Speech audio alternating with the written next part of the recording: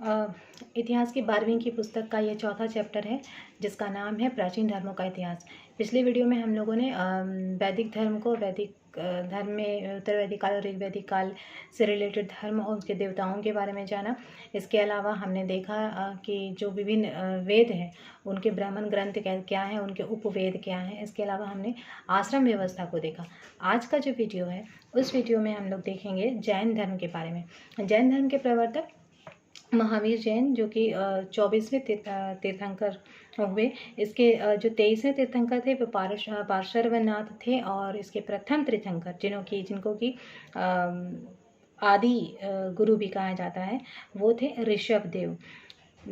महावीर जैन के बारे में जब भी हम अध्ययन करेंगे तो सबसे पहले उनका हमको जीवनी देखना पड़ेगा, और उनकी जीवनी में हम देखेंगे कि महावीर जैन का जन्म 540 पूर्व में वैशाली, जो कि बिहार है, उसके पास कुंटग्राम, जो वर्तमान मुजफ्फरपुर जिला में है, वहाँ पे हुआ था। इनका वास्तविक नाम वर्धमान था, और ये क्षत्रिय कुल के प्रधान सिद्धार्थ जो थे इनके पिता थे।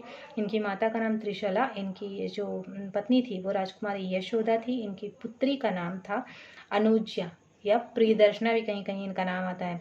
तो पार्श्वनाथ की तरह महावीर स्वामी ने भी 30 वर्ष की आयु में ही गृह त्याग किया था, और अपने समस्त इंद्रियों की विजय प्राप्त करने के कारण इन्हें जिन कहा गया। संभवतः इसलिए इनके जो अनुयायी हैं वो जैन कहलाए। 72 वर्ष की आयु में इनकी मृत्यु कहाँ हुई थी? पावा में 468 ईसा पूर्व में इनकी मृत्यु हुई, जिसको कि निर्वाण कहा जाता है। अपरिमित पराक्रम दिखाने के कारण इनको महावीर कहा गया। इनके जो सिद्धांत थे, महावीर के 5 प्रमुख सिद्धांत हैं: सत्य या हमेशा, अहिंसा, अस्तेय, अपरिग्रह, ब्रह्मचर्य। तो हम सबसे पहले देखेंगे सत्य। सत्य मतलब कि हमेशा सच बोलना है, झूठ नहीं बोलना है। अहिंसा मतलब किसी भी जीव के साथ हिंसा नहीं करना है, किसी का दिल नहीं दुखाना है। अगर किसी का दिल हम दुखाते हैं तो वो भी हिंसा है। अब है अस्तेय। अस्तेय मतलब होता है कभी भी चोरी नहीं करना, किसी का सामान बिना उसकी इजाज़त नहीं लेना। इसके बाद है अपरिग्रह। अपरिग्रह मतलब है कि आवश्यकता से अधिक धन का संचय नहीं करना। अगर हम आवश्यकता से अधिक धन का संचय करते हैं तो यह अपरिग्रह कहलाता है। उसके बाद है ब्रह्मचर्य। ब्रह्मचर्य का अर्थ है इंद्रियों को वश में रखना, अपनी हर इच्छा को मारना, अपनी इच्छा के पीछे भागना नहीं, अपनी इंद्रियों को कंट्रोल में रखना, मतलब अपनी इच्छाओं पर कंट्रोल रखना। अब हम उसके सिद्धांतों की बात करेंगे।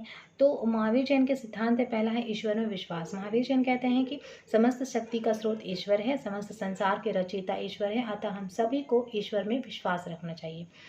उनका दूसरा सिद्धांत कहता है आत्मा का अस्तित्व।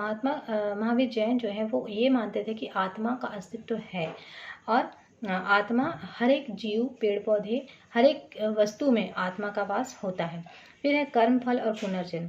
महावीर स्वामी ने पुनर्जन्म के सिद्धांत को माना है, और कर्म फल ही जन्म मृत्यु का कारण है। अर्थात अगर हम अच्छे कर्म करेंगे तो हमें मोक्ष मिलेगा, अगर हम बुरे कर्म करेंगे तो हमें मोक्ष प्राप्ति के कारण बार बार जन्म लेते रहना पड़ेगा। तो यही कर्म फल है, और इस पर उनका विश्वास था। फिर है मोक्ष अथवा निर्वाण। महावीर जैन कहते हैं इसमें कि अगर हम अपने सभी इच्छाओं, सभी तृष्णाओं का त्याग कर दें तो हम संसार से मुक्त हो सकते हैं। अगर हमारे अंदर हमारी इच्छाएं बची रह जाएंगी तो हमारी मृत्यु के बाद भी हमें पुनः जन्म लेना पड़ेगा, और जब तक हम अपने इच्छाओं से पूरी तरह से मुक्त नहीं होते तब तक हमें बार बार जन्म लेना पड़ेगा, और तब तक हमें मोक्ष की प्राप्ति नहीं होगी। कहने का मतलब ये है कि महावीर स्वामी कहते हैं कि मोक्ष की प्राप्ति के लिए ये बहुत आवश्यक है कि हम अपनी सारी इच्छाओं का त्याग करें। फिर वो कहते हैं त्रिरत्न। महावीर स्वामी के त्रिरत्न के बारे में वो कहते हैं सम्यक ज्ञान, सम्यक दर्शन और सम्यक आचरण। सम्यक ज्ञान मतलब सच्चा और पूर्ण ज्ञान होना चाहिए। फिर कहते हैं सम्यक दर्शन। सम्यक दर्शन मतलब होता है सत्य में विश्वास और यथार्थ ज्ञान के प्रति श्रद्धा, मतलब उन चीज़ों को हम माने जो वाकई में यथार्थ है। यथार्थ मतलब वास्तविकता में विश्वास करना और वास्तविकता में जीना, भ्रम में नहीं जीना। और है सम्यक आचरण। सम्यक आचरण का मतलब यह है कि सच्चा आचरण और सांसारिक विषयों से उत्पन्न सुख दुख के प्रति हमें सचेत रहना, यह है सम्यक आचरण। उसके बाद एक आता है संलेखन। संलेखन का मतलब यह है कि जैन धर्म में संलेखन एक विधि है जिसके तहत मनुष्य अपने शरीर को उपवास के द्वारा कमज़ोर करता हुआ शरीर का त्याग करता है, और इस तरह से होने वाली मृत्यु के द्वारा वो मोक्ष की प्राप्ति करता है। तो ये है संलेखन।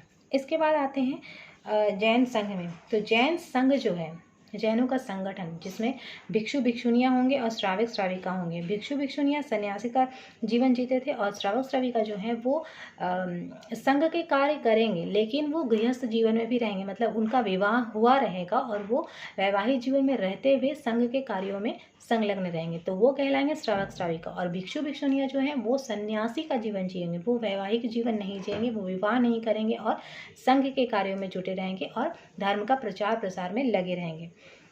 इसके बाद है दिगंबर और श्वेतांबर। महावीर स्वामी की मृत्यु हुई 468 ईस्वी में और उनकी मृत्यु के पश्चात लगभग 200 वर्षों बाद मगध में भीषण अकाल पड़ा।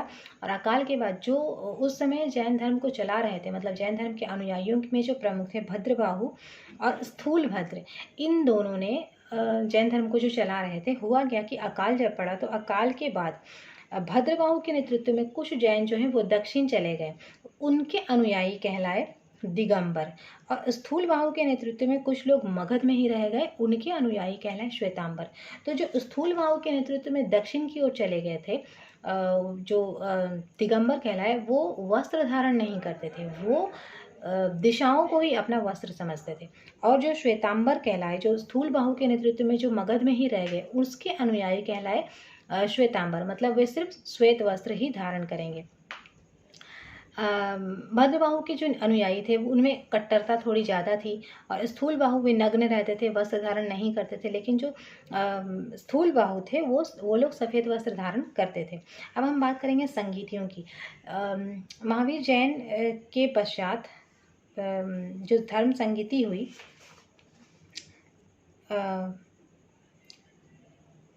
प्रथम जो जैन संगति हुई है वो 300 ईसा पूर्व में हुई है, वो स्थूलबाहु की अध्यक्षता में, स्थूलभद्र की अध्यक्षता में हुई है पाटलिपुत्र में। और भद्रबाहु ने इसका बहिष्कार किया था। इस धर्म में जैन संप्रदाय 2 संप्रदाय में बढ़ गया, श्वेतांबर और दिगंबर। इस संगीति में जैन धर्म के सिद्धांतों का संग्रह और ग्रंथों का संचयन किया गया। जैन धर्म के 12 अंगों को पुनः स्थापित किया गया। और दूसरी जो संगीति थी वो 512 ईस्वी में हुई है, बल्लभी में हुई है। इसमें भी जो जैन धर्म है वो 2, उसमें भी बहुत सारे धार्मिक ग्रंथों का संग्रह किया गया। तो ये रहा हम लोगों का जैन धर्म का इतिहास। इस वीडियो में हम लोग इतना ही रखते हैं। अगले वीडियो में हम लोग देखेंगे बौद्ध धर्म के बारे में, मतलब बौद्ध धर्म में महात्मा बुद्ध की जीवनी और उनके शिक्षा, सिद्धांत और प्रचार प्रसार के लिए क्या क्या किया गया, और फिर बौद्ध संगीतियों के बारे में हम देखेंगे। ठीक है, धन्यवाद।